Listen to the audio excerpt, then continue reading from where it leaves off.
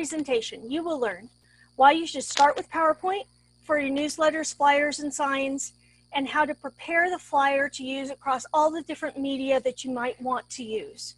Got to find the camera. There we go. And that includes the email viewing screen.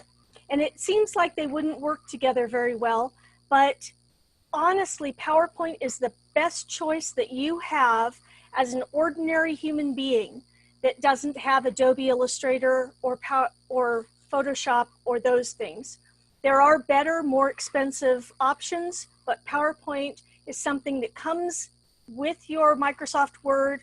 You probably never thought about using it this way, and I'd really like you to start thinking about that.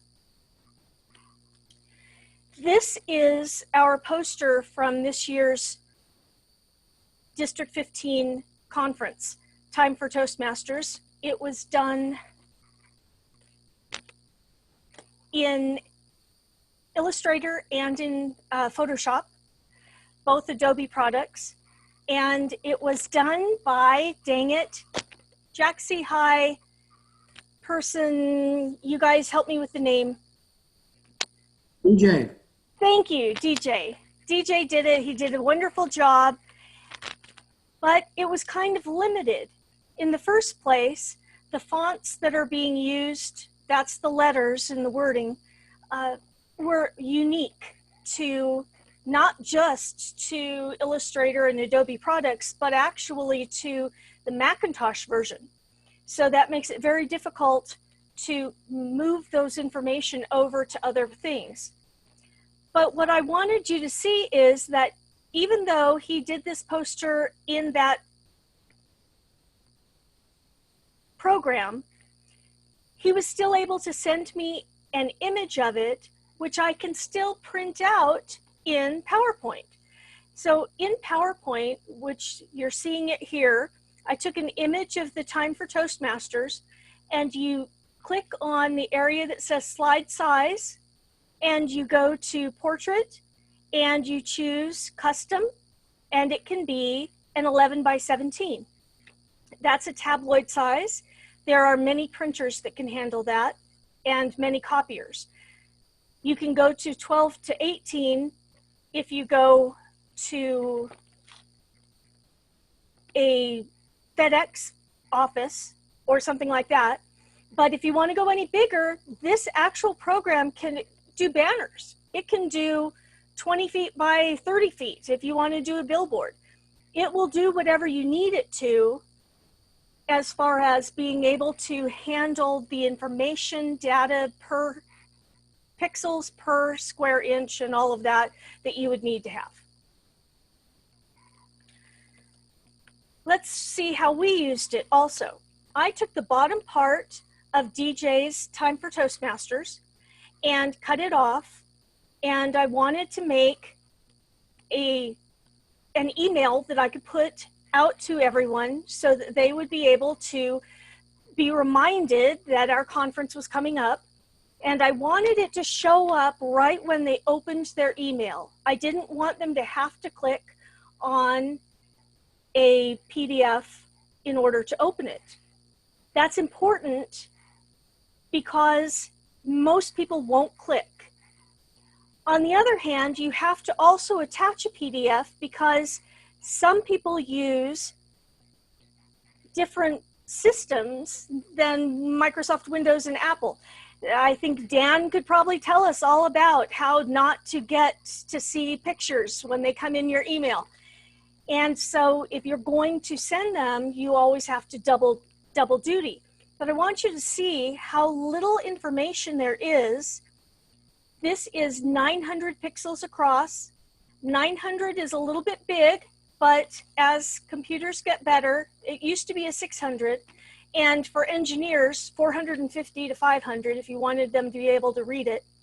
I started working on the computer websites in 1989.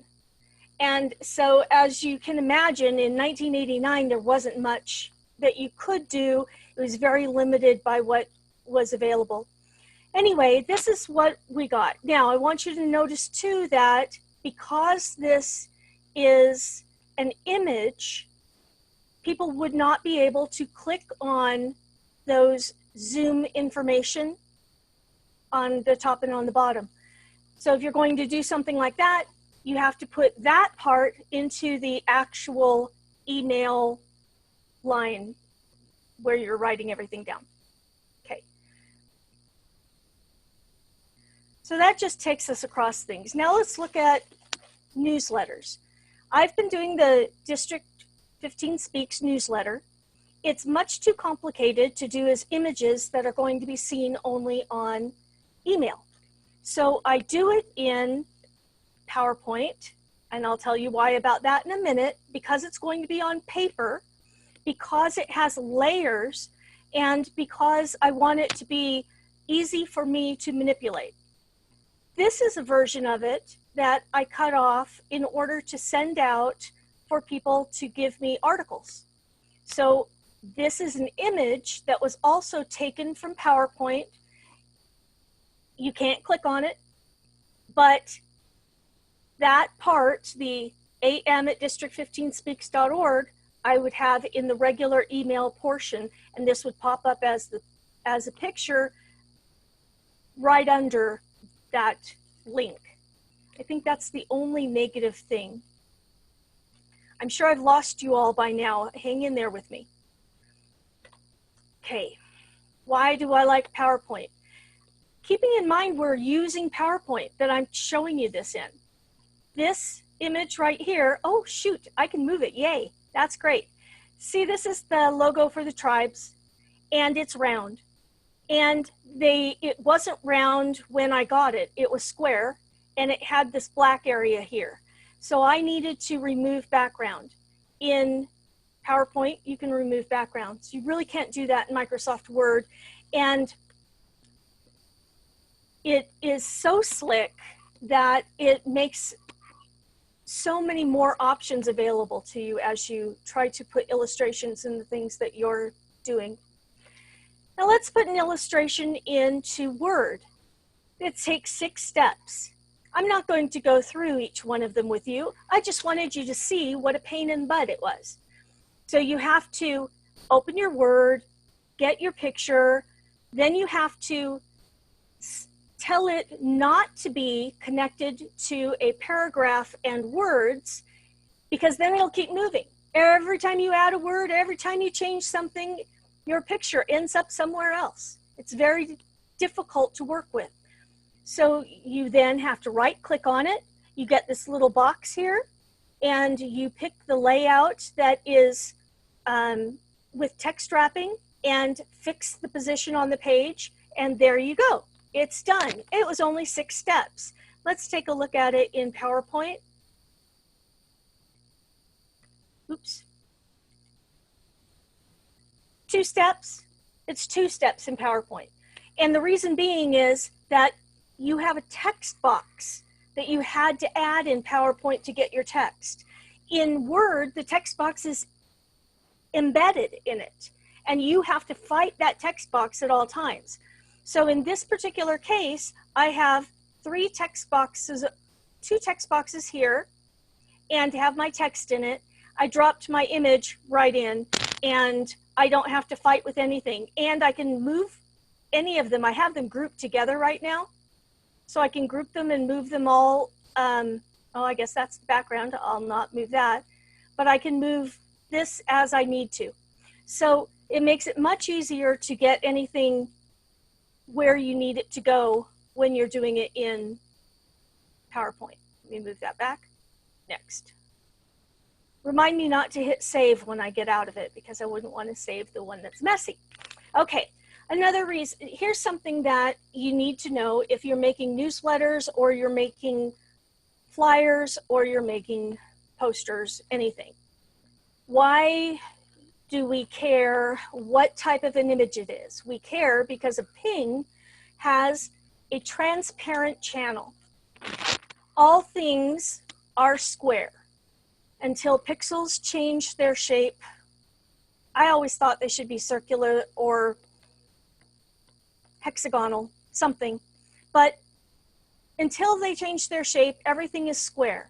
So in this Toastmaster logo that we want to see the space in behind it, we have to choose a ping, because that space is actually there. There's a little piece of information for each spot in that empty space, but it's transparent. And that makes it so that we can put things right next to it. This is what it looks like as a JPEG. You'll see that you can't unsquare it. You can't transparent the white. But more importantly is if you want to put those fancy shadows. Shadows make everything look great. It gives it real punch. So if you've got a ping, you get the shadow right around all the edges. And if you've got a JPEG, it goes around the square, which is not attractive in the least. Another reason you'd want to use a ping, even in Microsoft Word, is that this image was taken from Microsoft Word with the ping being able to be wrapped around closely. So that's something you can do that you wouldn't be able to do if this Toastmasters logo was a JPEG. So even in Microsoft Word, a ping is important, more important than using a JPEG. Here's some examples of something that I call overlay or layering. Nobody makes pictures anymore that are just a photo and then some words under it and another photo and words under it. Nope, everything's all mixed up now. We have text that's right on top of the background. Often we have text with shadow that's on the background. And there's these three things I wanted you to consider, because this one here, the ECOGs, you can't use that online. You can't read it. It will become blurry as you try to. The text is going to be too small. Even if you blow it up and make people scroll through it, it's going to be a pain. Whereas if you drop down on the data, you can use this. I'd still do this in PowerPoint because I can still print this out at 3 feet by 2 feet. And it's pretty quick and slick and works well. Okay, I'm not going to go through the next ones because it's just more examples of layering. But I want you to also see that when I'm going to do a newsletter, I go online and steal ideas. Perfectly good. You do that too, and you'll see all of this overlay that everyone's doing. It'll change. 5 years, it'll be something very different. This is my ending slide. It has nothing to do with my presentation. But while I was working on my presentation, I found it is the coolest thing ever, the periodic table of content marketing. What happened was I was trying to remember what the difference between a format and a platform was. So this is by this dude down here, Chris Lake. He's in England or Australia, and he made this wonderful 7-step guide to content marketing. So it explains everything from format to platform to your checklist to everything you'd have to think about when you're taking information and divulging it to the world. So that's free. That's your goodie to take home with in your goodie box today. And it's in the slideshow that I put in the chat box. And that's about it. So I am going to, so in the one that you'll get that's a PDF, there are step-by-step instructions on how to put an image in Word and an image in PowerPoint so that you'll have that in case you wanted to. But now I'm going to stop my share.